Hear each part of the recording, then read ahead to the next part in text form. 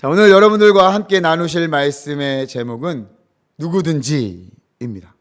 오늘 본문 13절에 등장하는 말씀이죠. 누구든지. 우리는 계속해서 로마서를 통해 우리에게 허락하신 하나님 나라 복음을 배우고 있습니다.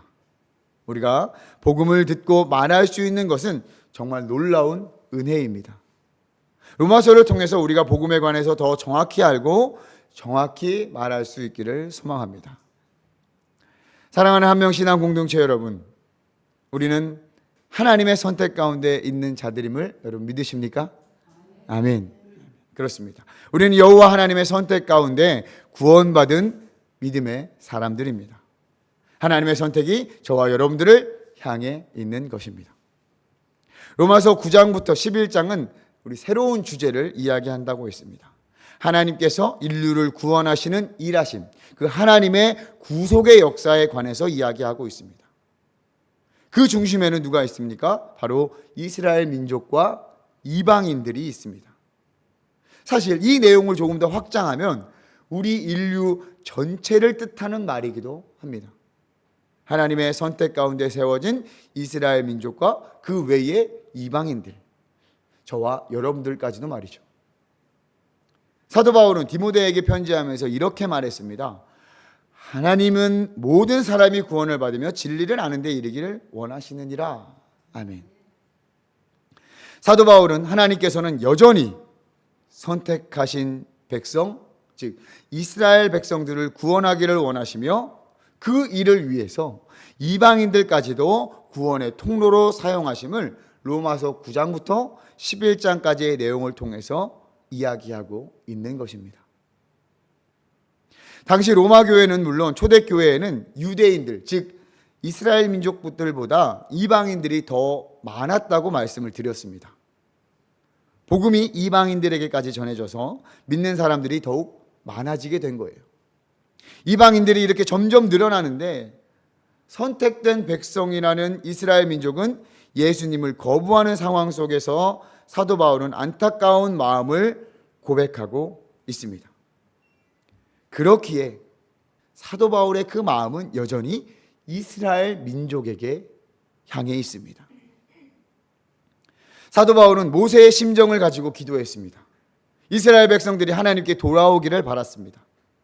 그리고 하나님께 기도하며 하나님의 은혜를 구했습니다. 하나님의 놀라운 구원 계획을 알게 된 사도 바울은 로마 교인들에게 편지를 하면서 하나님의 주권적인 선택에 관한 내용들을 지난 9장에서 쭉 설명을 해 주었습니다. 그렇습니다. 하나님께서는 이스라엘 민족을 선택하셨습니다. 이것은 전적인 하나님의 주권이며 은혜입니다. 누가 감히 이스라엘 민족은 선택하시고 저는 왜 이방인입니까? 라고 따질 수 있겠습니까? 그럴 수 없습니다. 우리는 그저 피조물일 뿐입니다. 누구는 선택하고 누구는 선택하지 못한 것을 따질 것이 아니라 전적인 하나님의 주권, 은혜임을 고백하는 것이 우리의 올바른 신앙일 것입니다. 그러나 그들 선택받은 이스라엘 백성들은 그 선택에 반응하지 못했습니다. 그들은 하나님의 전적인 은혜, 하나님의 선택하심을 받아들이는 것을 거부했습니다. 그렇게 사도 바울은 이방인과 이스라엘 민족들의 안타까움을 대조하고 있습니다. 로마서 9장 30절에서 33절, 오늘 본문은 아니었지만 우리 앞을 보면서 함께 읽어보도록 하겠습니다. 성경에도 있고요. 로마서 9장 30절부터 33절까지 말씀입니다. 함께 읽습니다. 그런즉 우리가 무슨 말을 하리요? 의를 따르지 아니한 이방인들이 의를 얻었으니 곧 믿음에서 난 의요, 의의 법을 따라간 이스라엘은 율법에 이르지 못하였으니 어찌 그러하냐? 이는 그들이 믿음을 의지하지 않고 행위를 의지함이라. 부딪힐 돌에 부딪혔느니라.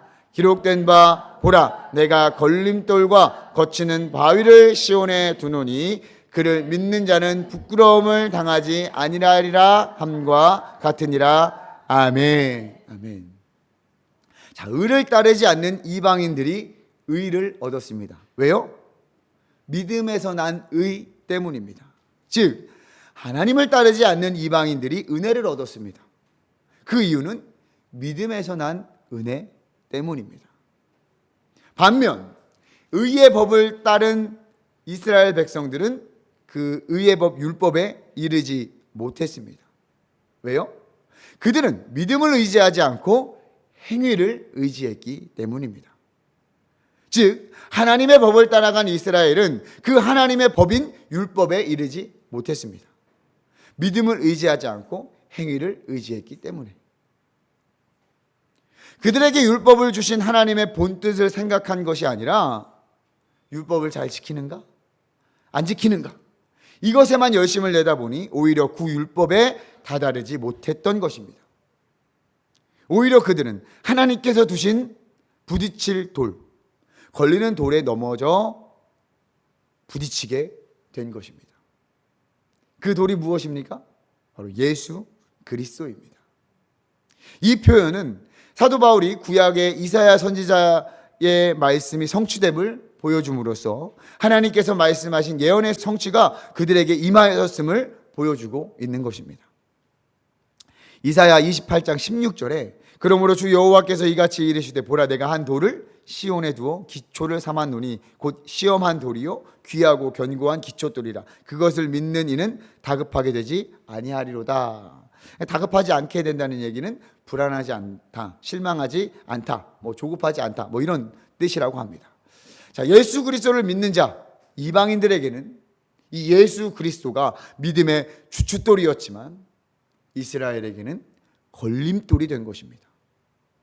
사도 바울은 이러한 표현을 고린도 전서에서는 십자가의 도로, 고린도 후서에서는 그리스도의 향기라고도 표현을 했습니다.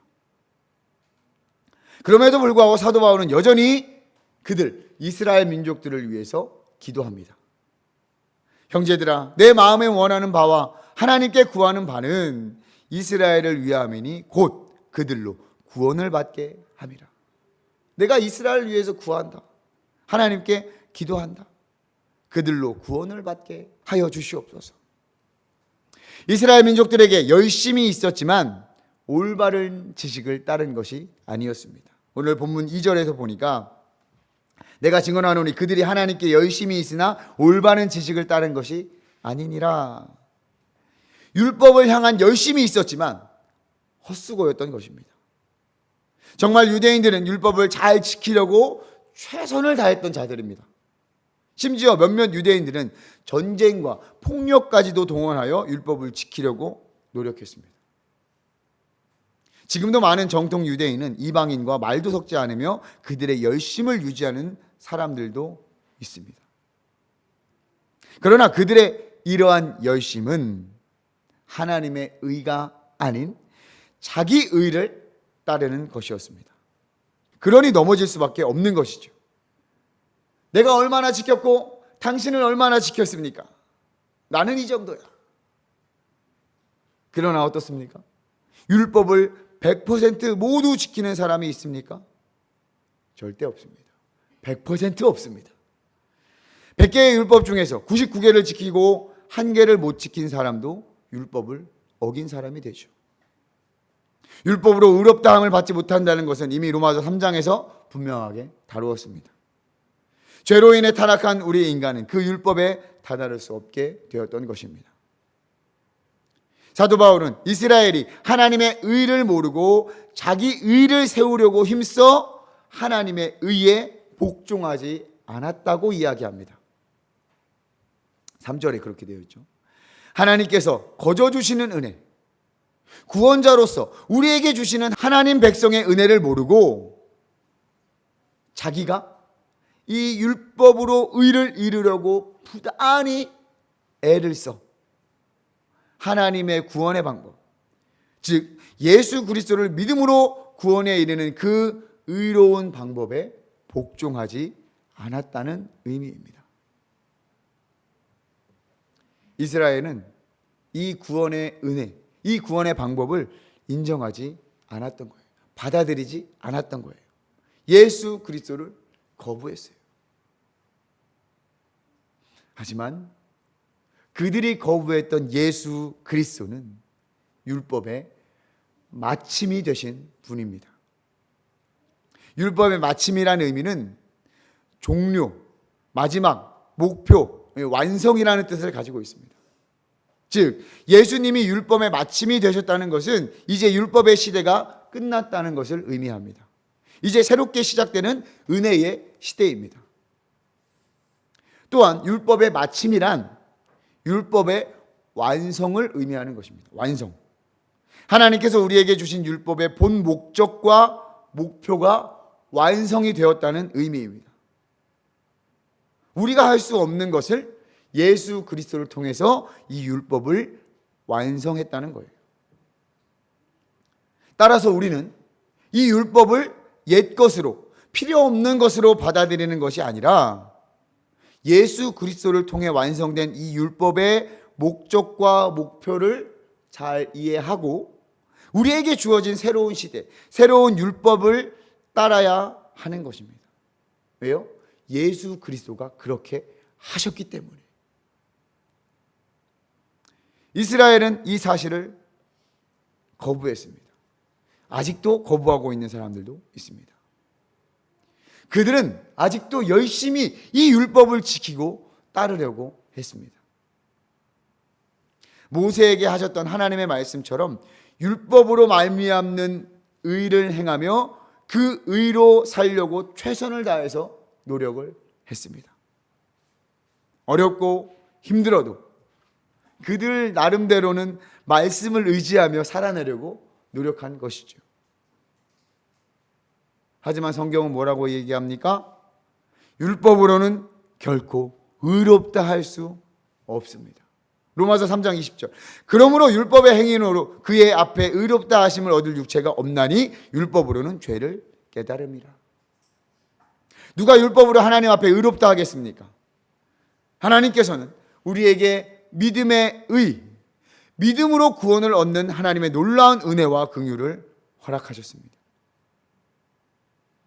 이스라엘이 그렇게 이해하지 못하고 거부하고 있지만 믿음으로 말미암는 의는 이와 같이 말하고 있습니다. 6절에서 8절인데요. 내 마음에 누가 하늘에 올라가겠느냐 하지 말라 하니 올라가겠느냐 함은 그리스도를 모셔 내리려는 것이요 혹은 누가 무저갱에 내려가겠느냐 하지 말라 하니 내려가겠느냐 함은 그리스도를 죽은 자 가운데서 모셔 올리려는 것이라. 그러면 무엇을 말하느냐? 말씀이 내게 가까워 내 입에 있으며 내 마음에 있다 하였으니 곧 우리가 전파되는 믿음의 말씀이라. 무슨 얘기인지 잘 이해가 안 됩니다. 잘 확 와닿지 않습니다. 이 말씀 역시 우리가 지금 방금 읽은 로마서 10장 6절부터 8절 말씀 역시 모세가 신명기에서 이미 말했던 내용을 인용한 거예요.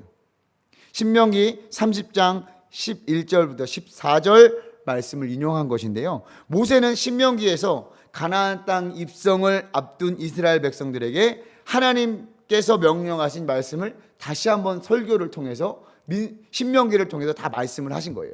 그러면서 마지막 부분에 광야 생활을 통해 경험한 이스라엘 백성들의 그 완악함과 불순종을 알고 있던 모세는 정말 혼신을 다해서 하나님의 말씀을 전했어요. 그리고 마지막 설교 때 이 말씀을 한 거예요.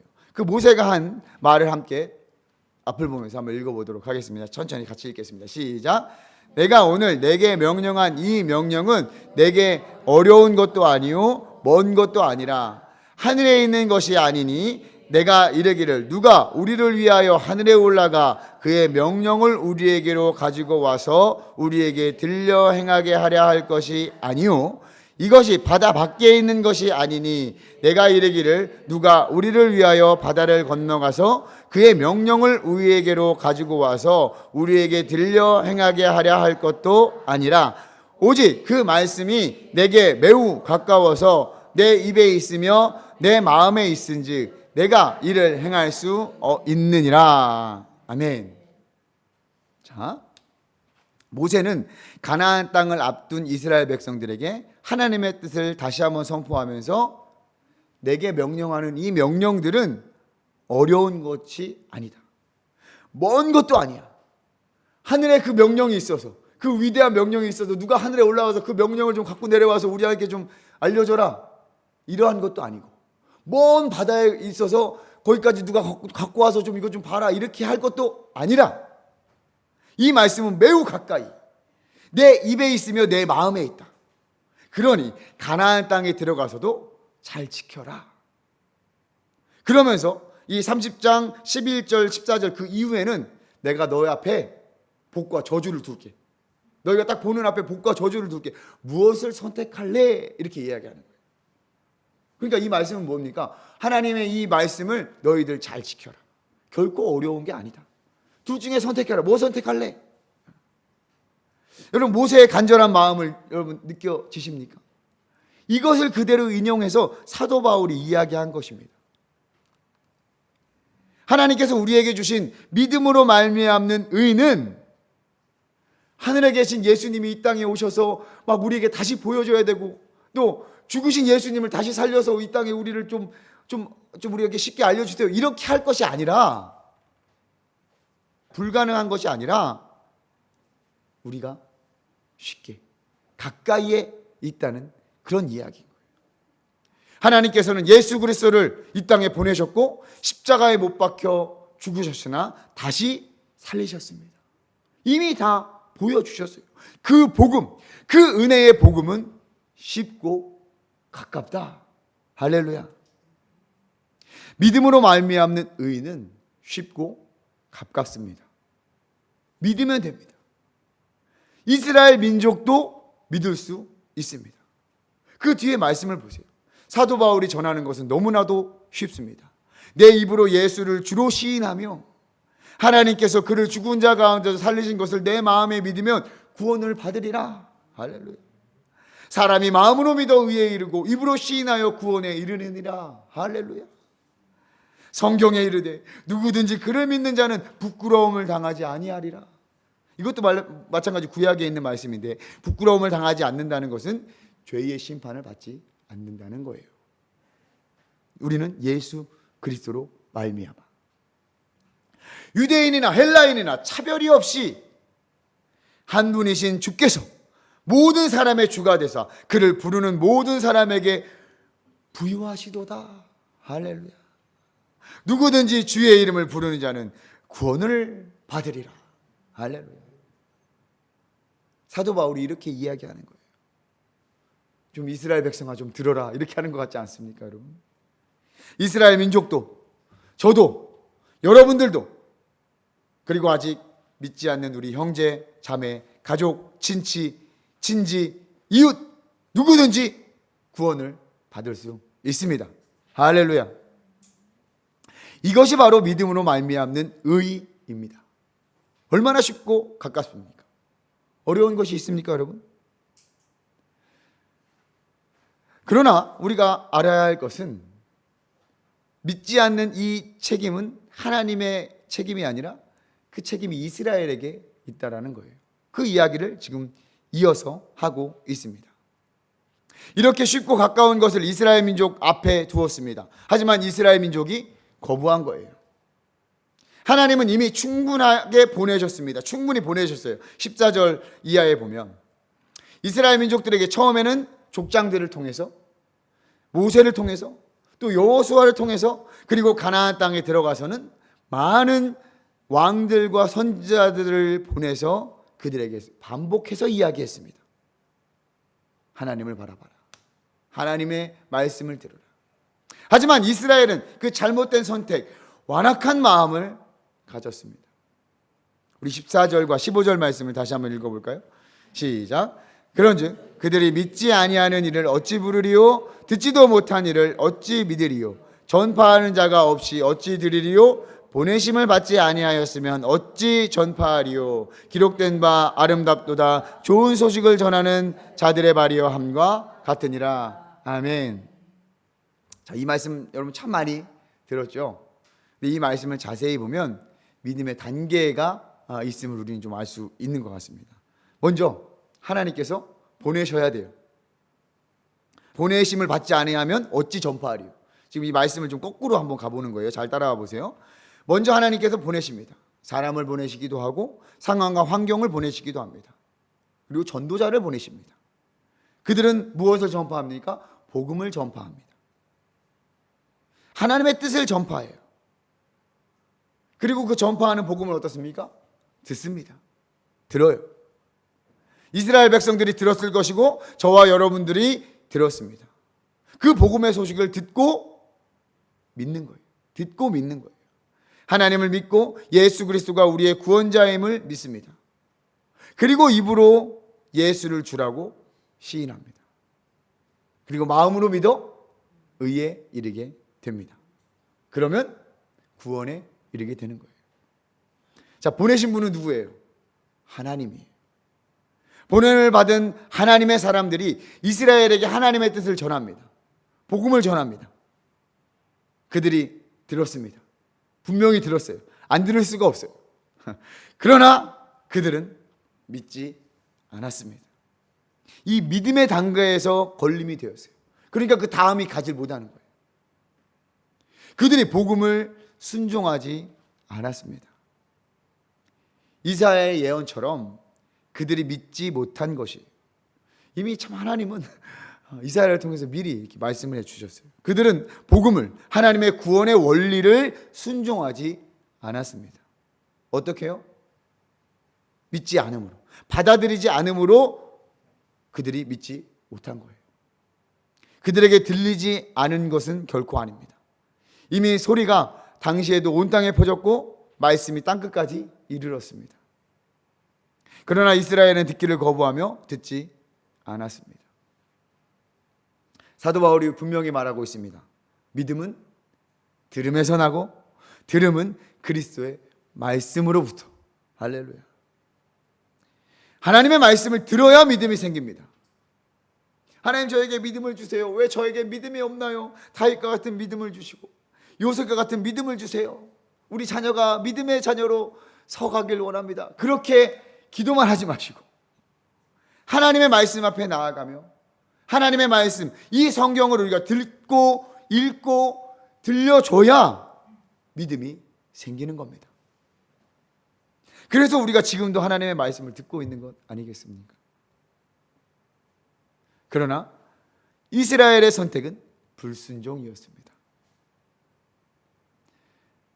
하나님께서는 이방인들을 택하시고 구원하시겠다는 뜻을 이사야를 통해서도 이 선포를 하셨어요. 그것을 통해서, 그러니까 이방인들을 구원하겠다는 것을 이사야를 통해서 말씀하신 것은 이스라엘 민족들을 시기하게 하기 위해서, 또 노엽게 하기 위해서, 그들을 화나게 하기 위해서, 그리고 그들을 책망하시기를 순종하지 아니하고 거슬러 말하는 이스라엘 백성에게 종일 손을 벌렸음에도 그들은 순종하지 않았던 것입니다. 10장 21절에 이스라엘에 대하여 이르되 순종하지 아니하고 거슬러 말하는 백성에게 내가 종일 내 손을 벌렸노라 하였느니라. 하나님께서 그렇게 하셨다는 거예요. 그럼 이 선택받은 이스라엘 백성은 어떻게 될까요? 이들의 결과는 어떠할까요? 이렇게 끝이 날까요? 사도 바울이 전하는 이스라엘 백성을 향한 하나님의 이야기는 다음 주에도 계속됩니다. 11장에서 이어져요. 할렐루야. 오늘은 10장까지. 자, 우리가 이 로마서 10장을 살펴보면서 우리 한명신앙 공동체에게 주어지는 은혜를 좀 살펴보기를 원합니다. 9장에서 11장까지 살펴보면서 우리가 잊지 말아야 할 사실은 하나님의 선택, 그것은 하나님의 주권이라는 것입니다. 하나님의 선택은 전적인 하나님의 주권이에요. 이렇게 우리가 어떻게 딴지를 걸거나 설명을 요구할 수 있는 부분이 없어요. 그렇다고 해서 우리들의 책임이 없는 것은 아니에요. 우리가 복음을 듣고 바르게 반응해야 돼요. 하나님의 말씀을 듣고 우리는 올바르게 반응해야 합니다. 그것이 구원의 길입니다. 하나님의 말씀을 듣고 반응하는 것은 우리들의 책임이에요. 이스라엘 민족이 그랬던 것처럼. 근데 가만히 보면 로마서 9장에는 하나님의 주권적인 선택을 강조하고, 또 오늘 로마서 10장에는 그렇게 하나님의 사람들을 통해서 하나님의 뜻을 전했음에도 듣지 않는 이스라엘의 책임에 관해서 강조하고 있는 것 같아요. 그죠? 상충되는 이야기예요. 우리 논리로는 잘 이해되지 않는 부분들도 있습니다. 헷갈려요. 구원이 하나님의 주권이라면 인간의 책임은 없는 것이 맞는 것 같고, 또 구원이 인간의 책임이라면 자유에 따른 선택으로 이루어진다면 하나님의 주권은 좀 부인되어야 할 것이 맞는 것 같단 말이에요. 헷갈리죠? 그러나 성경은 이 구원의 문제에 있어서 하나님의 주권과 인간의 책임에 관해서 억지로 이것을 연관시키거나 무엇이 더 중요하고 또 이것이 덜 중요하다라고 강조하지 않습니다. 오히려 그 두 가지를 모두 보여주고 있어요. 자, 성경은 무엇이 맞고 틀리다, 무엇이 더 중요하고 덜 중요하다고 이야기하는 것이 아니라 이 두 가지가 서로 보완해 주면서 서로 연관이 있음을 얘기해 줄 뿐이에요. 그대로 계시해 줄 뿐이에요. 그럼 우리는 어떻게 하면 됩니까? 거기까지만 하면 돼요.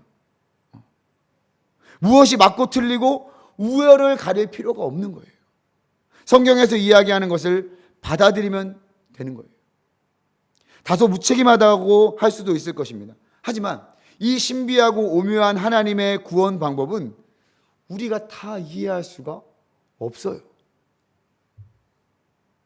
이러한 도전에 우리 찰스 스펄전 목사님이 이렇게 대답했다고 합니다. 나는 무엇이 더 중요한지 또는 이 두 가지를 융합하려고 하지 않겠습니다. 이미 사이좋은 친구를 화해시킬 필요는 없으니까요. 이해가 되시죠? 이미 사이가 좋은 친구인데 뭘 자꾸 야 너 화해해, 너 서로 용서해, 이렇게 할 이유가 뭐가 있겠습니까? 우리는 이 하나님의 말씀을 통해 하나님을 인정하며 하나님을 하나님으로 인정하며 우리가 순종하며 따를 수 있는 일들을 해 나아가는 것입니다. 아직 망설이는 자들에게, 아직 하나님의 부르심을 알지 못하는 자들에게 이 구원의 복음을 전해야 하는 거예요. 이것이 먼저 구원받은 또 복음에 비친 우리들이 해내야 할 사명입니다. 그래서 우리는 올바른 복음을 전해야 합니다. 올바른 복음을 전하려면 복음에 관해 정확히 알아야 합니다. 어설프게 알아서는 안 됩니다. 계속해서 반복하고 되새기고 되짚어봐야 합니다. 나는 복음을 잘 알고 있는가? 내가 믿는 예수님은 어떤 분인가? 또 내가 믿는 하나님은 어떤 분인가? 우리의 생활신앙 가운데서 늘 점검하고 되돌아봐야 할 것입니다. 부담스러우신가요? 복음의 부담은 결코 무거운 것이 아닙니다, 여러분. 복음을 전하는 것이 부담스러울지 모르지만 이 복음 자체는 부담스럽거나 무거운 것이 아니라는 것입니다. 내 안에 있는 이 복음을 제대로 알고 확실히 정립하여 단단하게 하는 것은 누구에게나 꼭 필요한 것입니다. 예수 그리스도가 우리에게 걸림돌이 아닌 주춧돌이 되기 위함입니다. 걱정하지 마십시오. 그 중심에는 하나님의 말씀이 있습니다. 하나님의 말씀, 그 어떤 문구보다 강력합니다. 예수 믿으세요. 우리 교회 참 좋아요. 한번 와보세요. 인생의 방황은 예수님을 만나야 끝이 납니다. 이러한 전도 문구보다 더 강력한 것은 하나님의 말씀입니다. 주 예수를 믿으라. 그리하면 너와 내 집이 구원을 얻으리라. 영접하는 자, 곧 그 이름을 믿는 자들에게는 하나님의 자녀가 되는 권세를 주셨으니 할렐루야. 어떻습니까? 내 말이 아닌 하나님의 말씀이 더 힘있고 능력 있음을 최소한 우리는 경험했습니다. 이것은 다른 이들에게도 마찬가지입니다. 믿음의 시작이 될 수 있는 능력이 충분합니다. 저와 여러분들에게 그랬던 것처럼 말이죠. 말씀을 들음이 믿음의 시작입니다.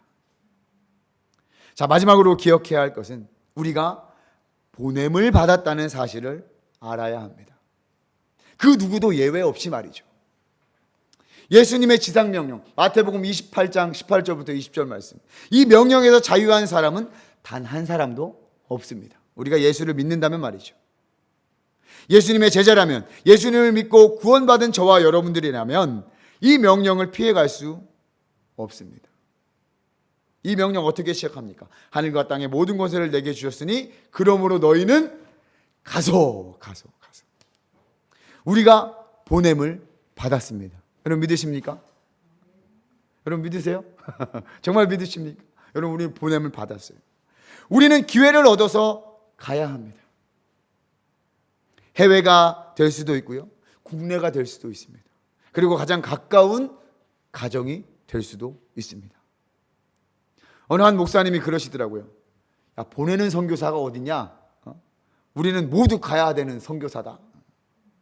물질로 물론 후원하는 것이지 보내는 선교사는 없다고 그분이 말씀을 하시더라고요. 그렇습니다. 우리는 보냄을 받은 자로서 우리는 가야 합니다. 그러나 그 보내시는 곳은 꼭 해외이거나 미전도 종족이 있거나 복음화율이 낮은 지역으로만 보내는 것은 아닙니다.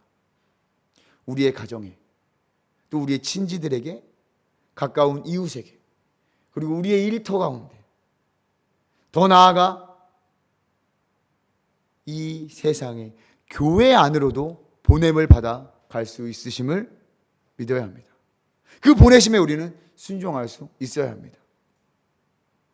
그리고 또 언젠가 우리에게 주시는 사명에 따라 해외, 미전도 종족, 복음화율이 낮은 지역에도 기쁨으로 복음을 들고 나아가는 우리 한명 신앙 공동체가 될 수도 있습니다. 믿으십니까? 아멘. 사랑하는 한명교회 성도 여러분, 이 사명이 저와 여러분들 가운데 있습니다. 먼저 선택받아 구원받은 저와 여러분들 가운데 있습니다. 여러분 어떻게 하시겠습니까? 순종하시겠습니까?